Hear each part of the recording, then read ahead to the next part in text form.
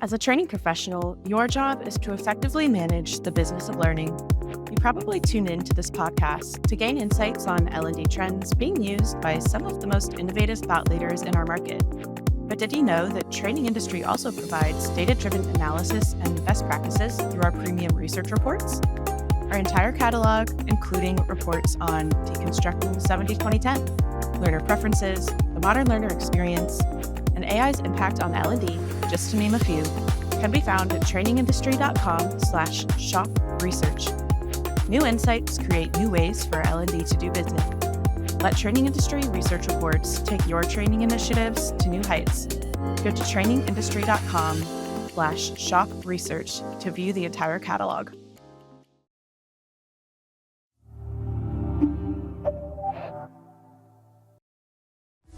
Welcome to the Business of Learning, the Learning Leaders podcast from Training Industry, where we speak with industry experts and thought leaders on all things learning and development.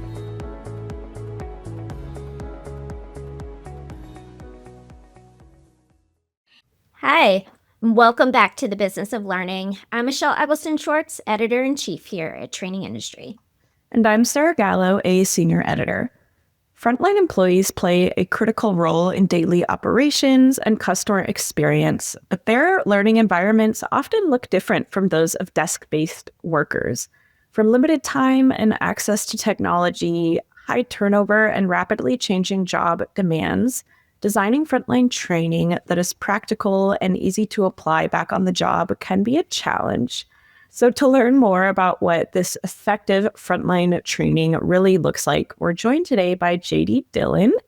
JD Dillon is a respected advisor, speaker, and author of the Frontline Enablement Playbook and the Modern Learning Ecosystem. So with that, JD, welcome to the podcast. Thanks for having me. Yes, thank you so much for joining us today.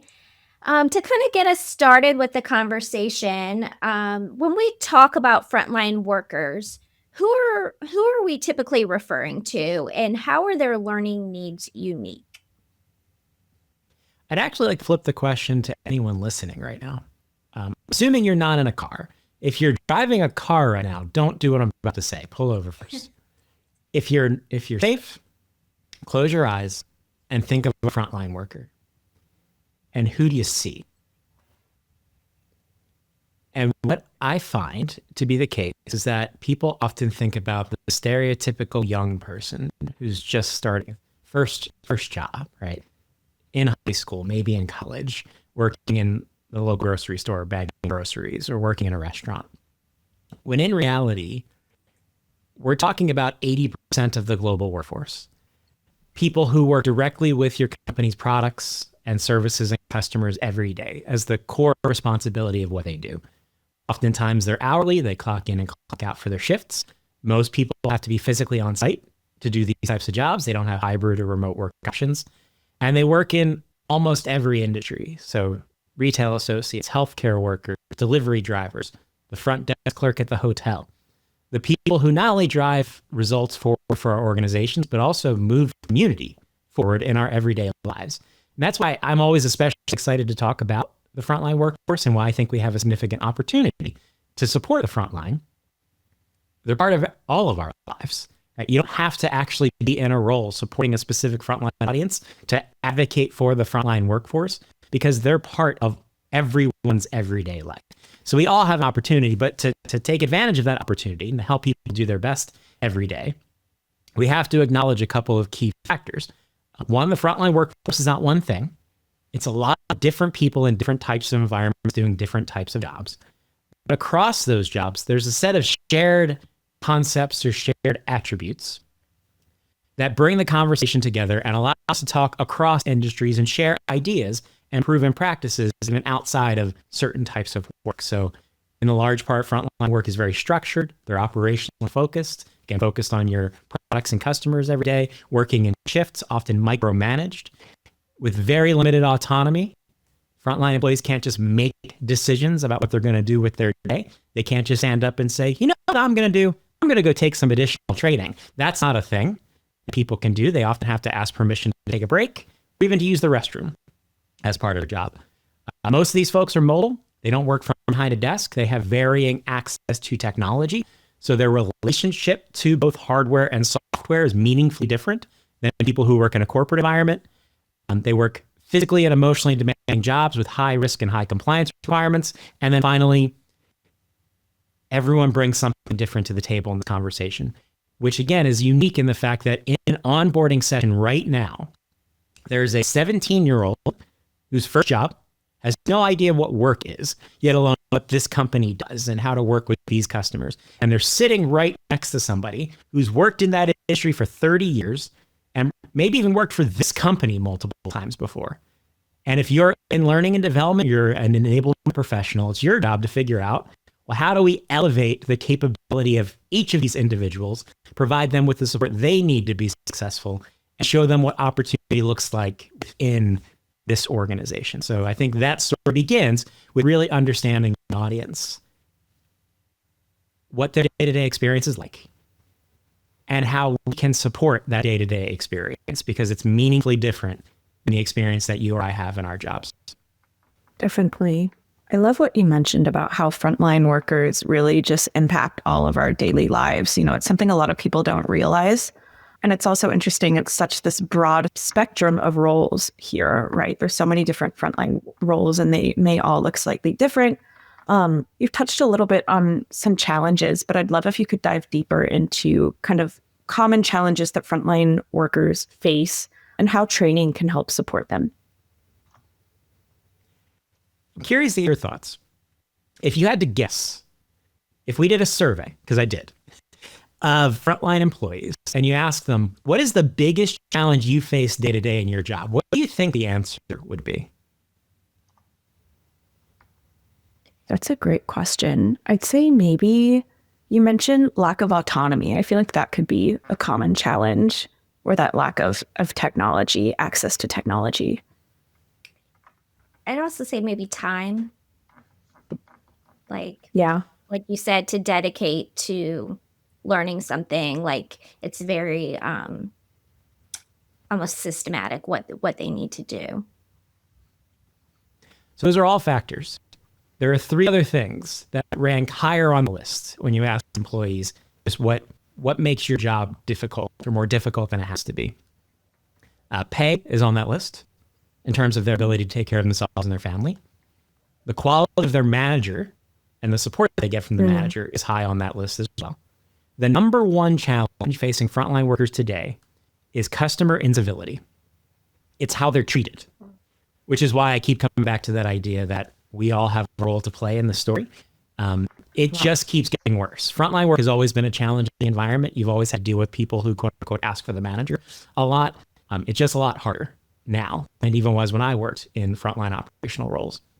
And then you kind of combine that factor and how emotionally demanding and physically demanding the work is with the stability challenge of, well, am I going to get my hours this week? Right? Last week I'm scheduled for 36 hours. This week I'm only scheduled for 12. What do I do with that? How do I pick up additional hours around this other job? And then just the sheer volume of change. Because again, I think we underestimate the complexity of frontline work. Anyone who says this is unskilled, I would love to throw into a restaurant for one day and say, you deal with this and tell me how unskilled people are who do these jobs. But just the volume of constantly shifting requirements. So operational processes change constantly. There's always new products dropping. There's always new promotions. Incredibly demanding customers with high levels of expectations who, and you're probably like this, walking to the store, you did your research already. You know exactly what you're looking for.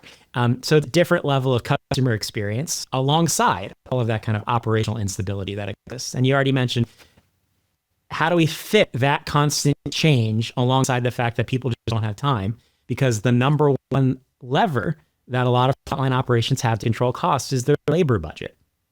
So you only schedule the number of people you need in order to meet operational demand, and everything else becomes secondary. So the ability to access the employee for anything that is not an operational task, whether that be training, whether that be compliance related activity, whether that be communication or coaching, it's just getting harder and harder to get that attention, let alone that time, from people who are, again, working highly distributed roles. You may not often see the people you're trying to support, and they're doing their best, 'Cause that's one other thing I like asking frontline employees is, what's a good day at work look like for you? What's a successful day? And the number one thing people come back with is, got all my work done today. Right? They want to have fun on the job. They want to make the money that they're looking to make. They want to be successful as a team, but they're also professionals who want to do a good job. I've never met a frontline worker who said, you know what I want to do today? I want to get yelled at as many people as possible, or I want to get hurt on the job today. No one says these things. Everyone wants to do well. Just they're up against the realities of the workplace at this point, and then we have a hard time reaching people with support given the limited time and autonomy that they have. Definitely, like, kind of drawing back from my own experience, like I worked in fast food, and kind of those changing conditions of the customer, and how quickly situations can escalate to having a customer like throw a sandwich at a worker, and just how quickly those situations can change, and workers needing to react to that. I have a scar on my hand that I talk about in my new book.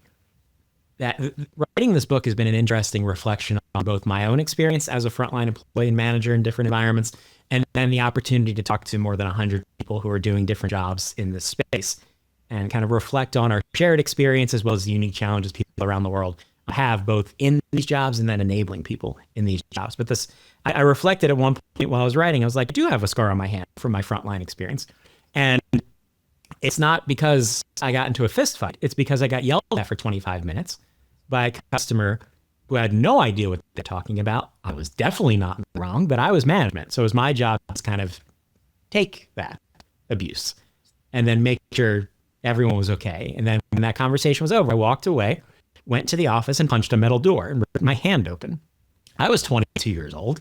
It wasn't the greatest showing of kind of emotional maturity, but it's my example of one of the many moments where you just kind of get overwhelmed by the job. And at no point did anyone try to teach me how to handle that as a 22-year-old who was real good at the job and now suddenly in charge of people doing the job, which is what happens to a lot of people who are in managerial roles. And it's kind of just interesting metaphor, the fact that you carry both kind of the physical and emotional scars of this type of work, especially jobs that are incredibly challenging. I tell a story in the book about a gentleman who's a flight attendant for the past 10 years. On his first day out of training, he had to physically tackle a passenger on the airplane because the passenger was going for the door. I won't spoil how the story ends. You have to read the book for that. They don't teach you how to get fist fights at 35,000 feet in training. What they do teach you to do is prioritize the safety of the airplane over everything else. So it's this interesting world where there is no average day. The SOP is never quite enough to meet the expectations of what's going to happen. You walk in with a plan, the plan's gone after 5 people call in sick, and then customer volume spikes and the weather changes and all of these different things that just influence your day to day. And then the challenge for us as enablement professionals is figuring out how do we kind of go from a programmatic world where we have to ask people to come to us for any type of development or support opportunity to a world where we build systems of work and support that wrap around the reality of how these jobs are done day to day. Getting someone out of the operation for a 1-hour instructor-led session is almost impossible in frontline operations. You can do a lot when you can access people or get their attention for a couple of minutes every shift.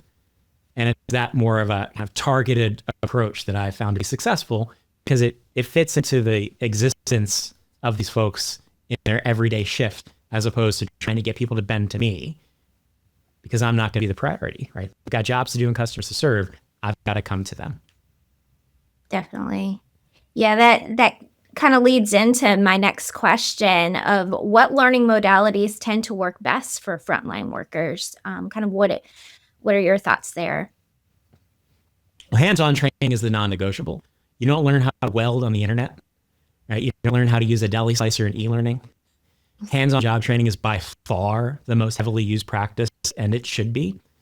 The opportunity there is how can we improve the outcomes of instructor-led or a kind of a peer-to-peer training or manager-led training? Because in too many instances, there's just kind of this natural handoff. It's like, hi, welcome to the company. This is Bill. He'll show you how it works here. We don't know if Bill actually knows how it works here. And Bill might not be very good at showing other people how it works here. And there's a lot of shortcuts, and this is how it really happens. And those types of things get unleashed when we don't kind of set the proper expectations, make sure that we're leveling up the people who rely on as trainers, properly recognizing and compensating them for their ability to be effective trainers, the fact that they're informal leaders inside of the operation, respecting them as such.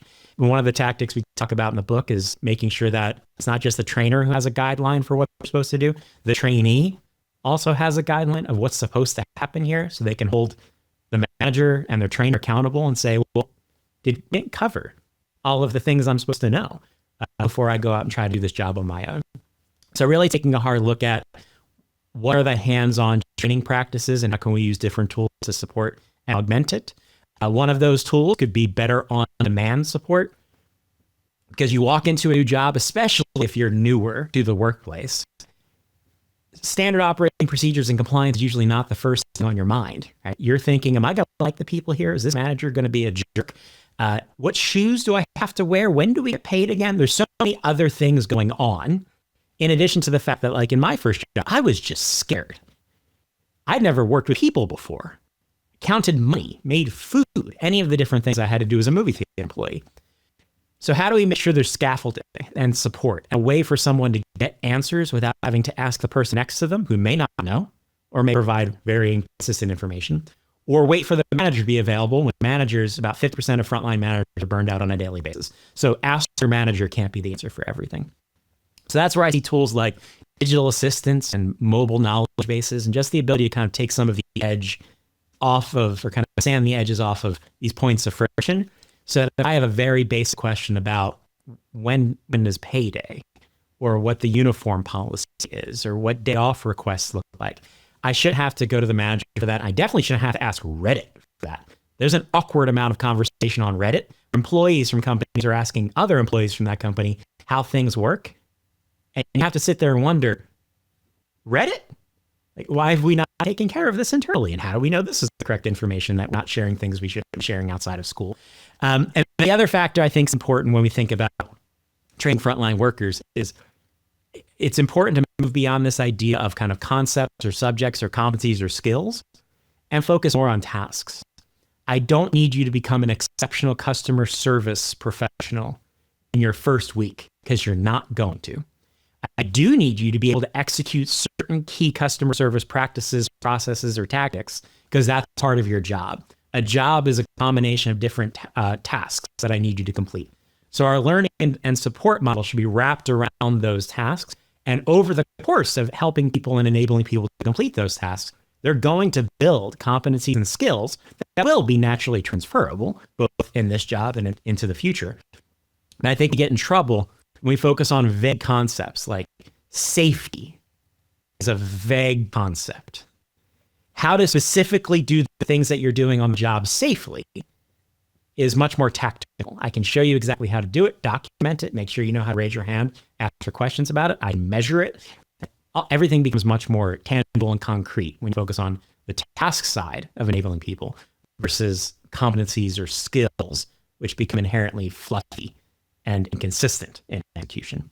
So I think those are key ways to think about enabling people within the kind of constraints, environments that they play in frontline work.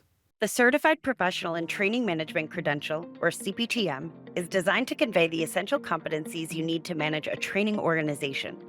When you become a CPTM, you gain access to alumni resources like monthly peer roundtables and a full registration to the Training Industry Conference and Expo. If you start today, you could earn the CPTM credential in as little as 2 months. To learn more, visit www.trainingindustry.com/CPTM.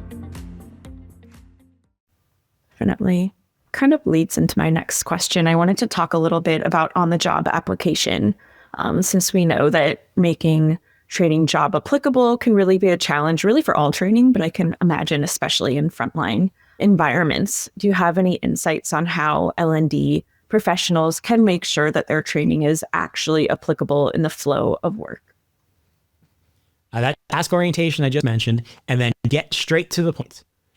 I make a joke about the idea of deleting slide 2 in whatever content you have. Because I too tends to be the one that says things like, at company XYZ, we believe ... I'm gone at this point because I have so many other things going on. I barely have time to engage with whatever this experience is, whether it's a classroom-based experience or an online experience.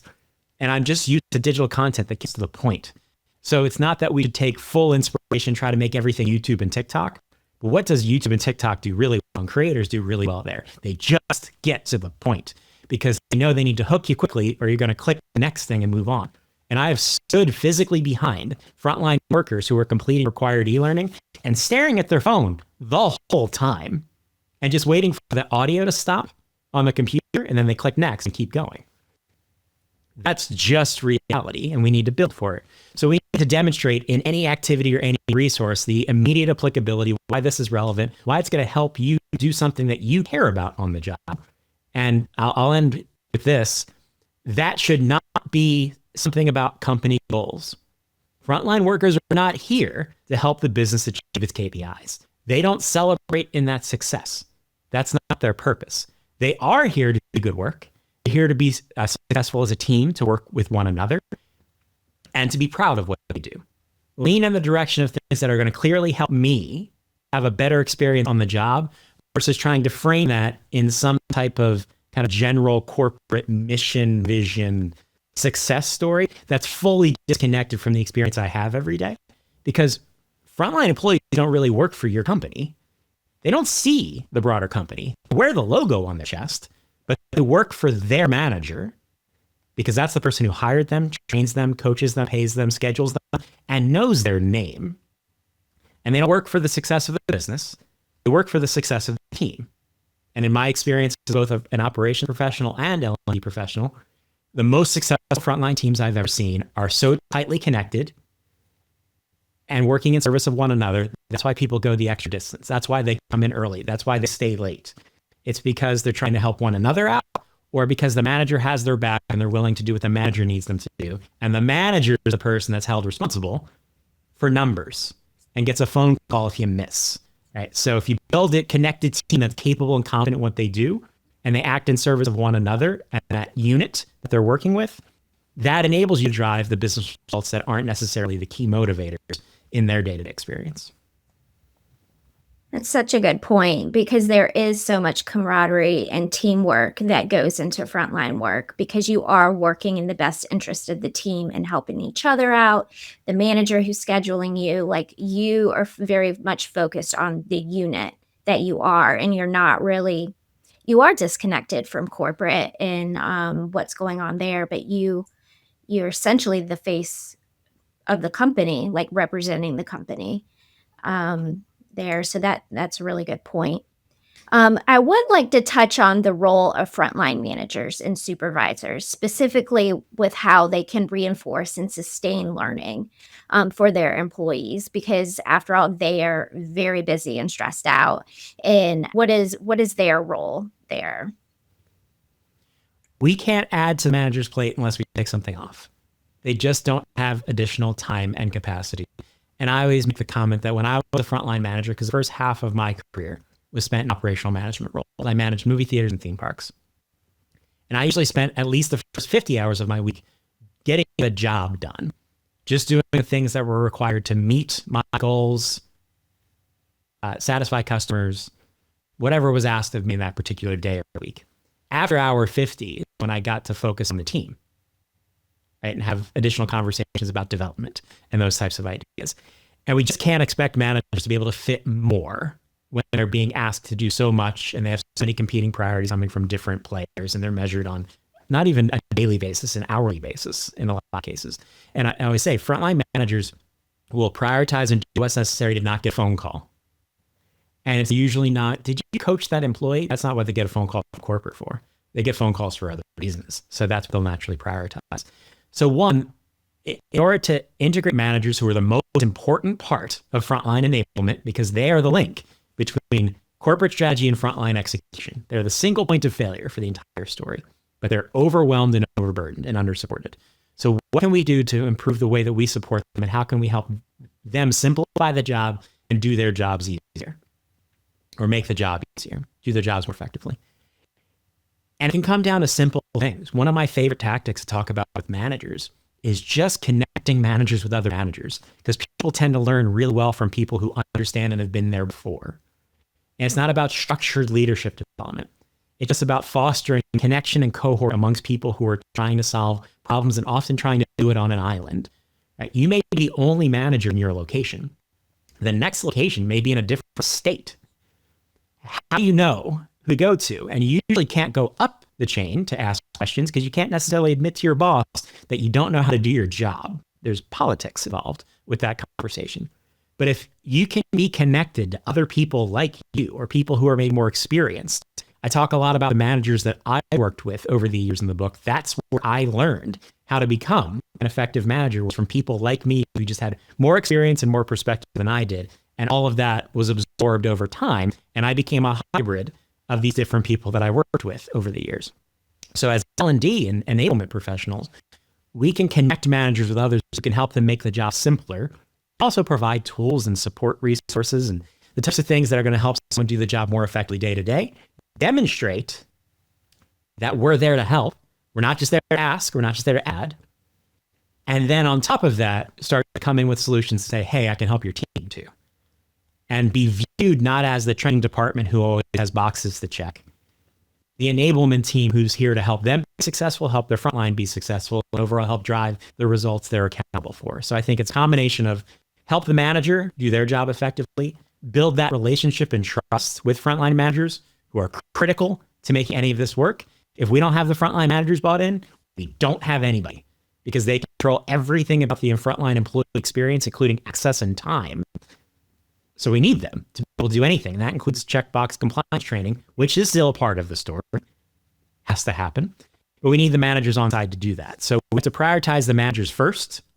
I think if you're going to invest in one place to improve frontline experience, it's the management team.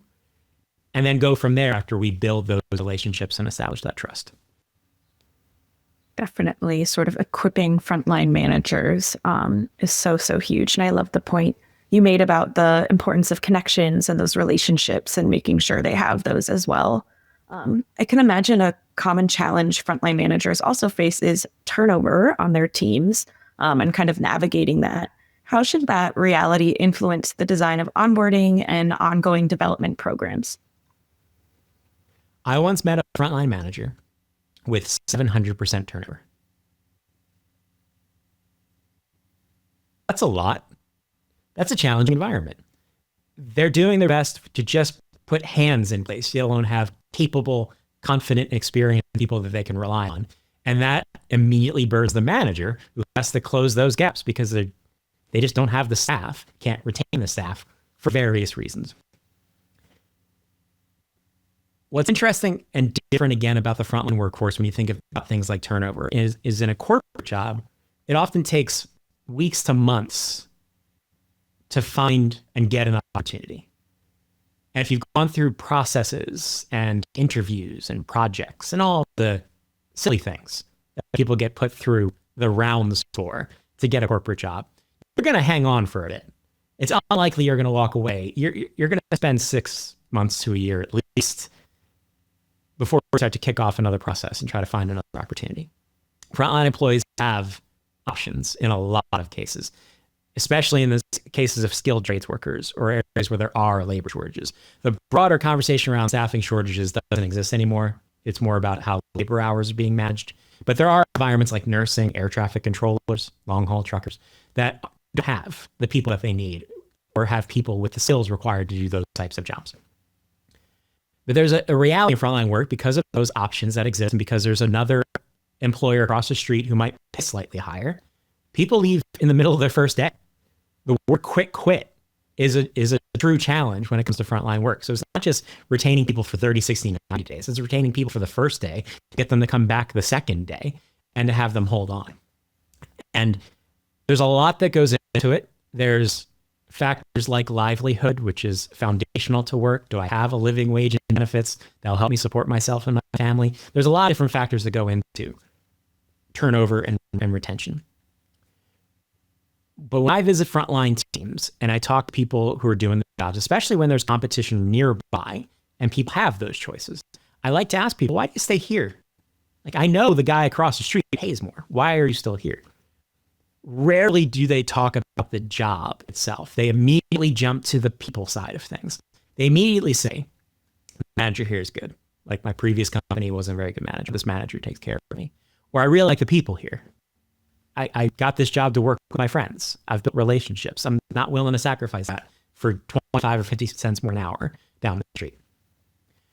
So how do we lean into what actually retains people, especially early on, and then build that into our enablement strategy? Because I think a lot of times we don't think about the community element of what we do. When frontline teams working in service of the team, community is a driver of performance in a very unique and meaningful way. The one example that I share in my book is from a retailer who's decided to, on day one, they gatekeep how much training can be completed. You can spend 2 hours on required training on the first shift. The rest of that time has to be spent on the floor working alongside your trainer, your manager, and the customers, because they want people to feel the experience of what the workplace will be and to start building those connections, because they know that's what brings people back for day two, not sticking them in a back room to click next to continue for 8 hours and then the person just vanishes on you. So they prioritize that connection. And there's another example from the food manufacturing industry where they had significant turnover challenges, a large employment population that speaks a lot of different languages. And when they dug into why people were leaving, they figured out that it wasn't necessarily the work itself. It was the fact that they're going from training in a classroom for several days to immediately jumping into these facilities that are loud, challenging environments, and people were getting scared off by the environment itself. So they restructured the onboard path to introduce them incrementally to the workplace starting on day one.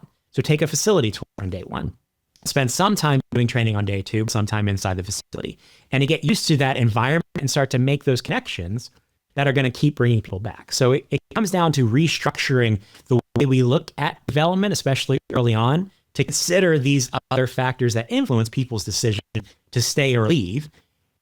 So they start to make those connections. And then, of course, we have to continue to support people and enable them to do good work, to be safe on the job that will keep people longer term. But instead of thinking that people enter these jobs and it's all about career development early on and people want to be here for a long time, most people don't. We should accept that. Some people do. Everyone deserves a chance to understand what opportunities exist here. But on day one, it's often about different motivations. I'm here because I need a paycheck. I'm here because I need to take care of people. I'm here because it sounds fun. I'm here because my friends work here.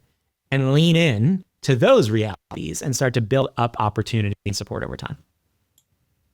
Definitely taking all that into consideration to really build your training and enablement plan is so critical for frontline work.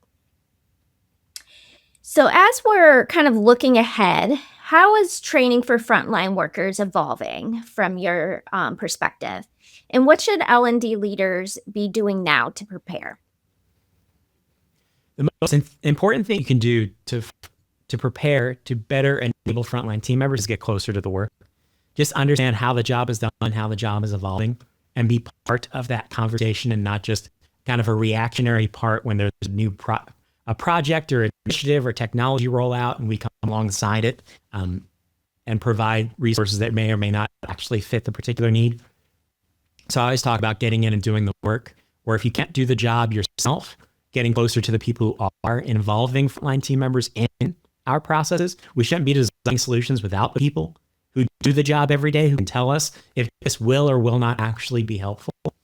And then I always recommend never go to management to ask for people to participate in your work as an enablement team.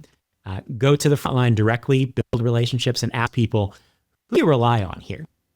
Who are the go-to people that you ask questions of? Those are the people that we want to be involved with as champions to make sure that we're providing right fit support.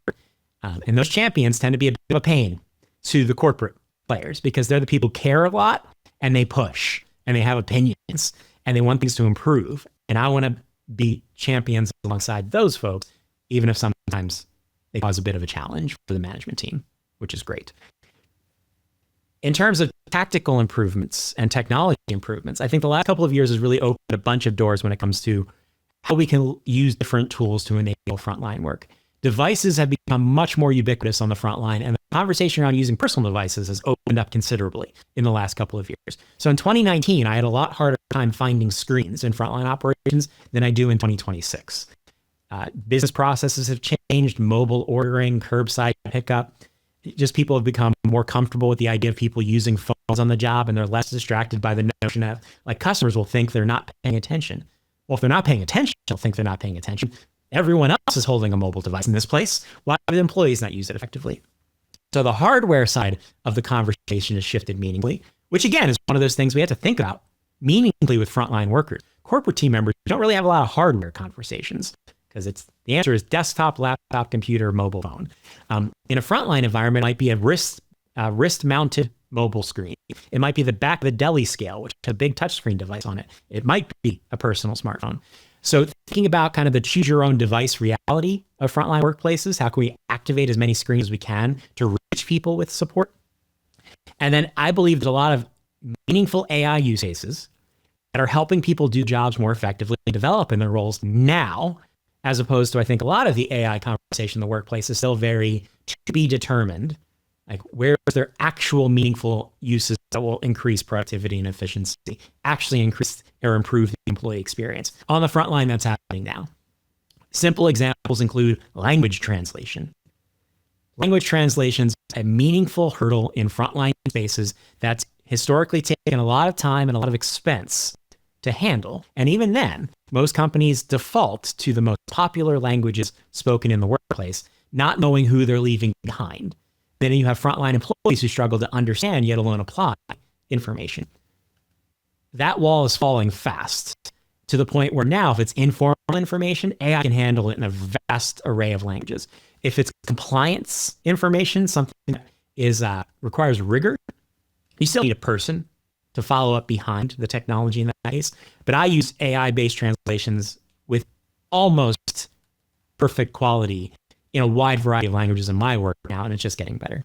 You can take that to the next level and say, some people might need language translation to understand the information you're putting across, but is the information even written for this audience? How many standard operating procedure documents are written for frontline employees, as opposed to the lawyers who wrote it because they're writing it in order to avoid risk and to kind of cover all the bases? Well, now we can use AI to reinterpret information, to explain it, to say, this is what you need to know because this is your job, or this is the task that you're completing right now. This is how this information applies to you. Then take it one step further. Maybe you're just not a great reader. Well, now the machine can talk to you and you can talk back. So instead of you having to figure out information that just doesn't make sense for whatever reason, it can be articulated in a conversation without you having to go looking for help every time. So there's these kind of very tactical uses of technology, hardware and software, that are being embedded inside of the frontline experience to help, again, kind of reduce those points of friction that allow employees to focus on what matters most. And it's, that work with your customers and your products and services every day, rather than trying to overcome basic understanding of information, communication, the ability to engage in conversation. I'm really excited to see how that continues to evolve. Definitely. It's exciting to see how AI and other technologies are helping the field evolve. Well, JD, with that, I really enjoyed our conversation today. Thanks so much for speaking with us. And how can our listeners get in touch if they'd like to reach out? Sure thing. So if you want to check out the new book, the Frontline Enablement Playbook, it drops on May 5th, 2026. All the information, including links to pre-order, is available online at frontlineplaybook.com. You can also find me, upcoming speaking activities, everything that I'm up to is on my website at jddillon.com. I'll be appearing at a variety of different events. So Learning Technologies in London, the AT26 Conference LA, Training Industry in Raleigh coming up soon.